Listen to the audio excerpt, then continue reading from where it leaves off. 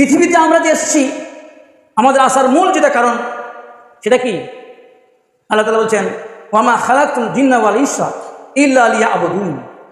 আমি জিন এবং মানুষকে সৃষ্টি করেছি আমার গোলামি করার জন্য, আমার দাসত্ব করার জন্য। আবদ মানে দাস। ইবাদত করার জন্য আমরা যে বলি কথাটা ঠিক, কিন্তু ইবাদত বলতে সাধারণ মানুষ বুঝে নিয়েছে যে শুধু নামাজ, রোজা, হজ, যাকাত, এইটুকু বলে ইবাদত, এর বাইরে আর কিছু না। এই জন্য একজন মানুষ সালাত আদায় করেও সুদ খায়, সালাত আদায় করেও নিষেধাজ্ঞাগুলো পালন করে, বিড়ি, সিগারেট, গাঁজা, গুটকা, গুল খায়, সালাত আদায় করেও মিথ্যা কথা বলে, সালাত আদায় করেও ঘুষ খায়, সালাত আদায় করেও প্রতারণা করে মানুষকে ঠগায়। কেন বলেন তো? এই জন্যই ওর ধারণা যে আমি আল্লাহর ইবাদত করছি।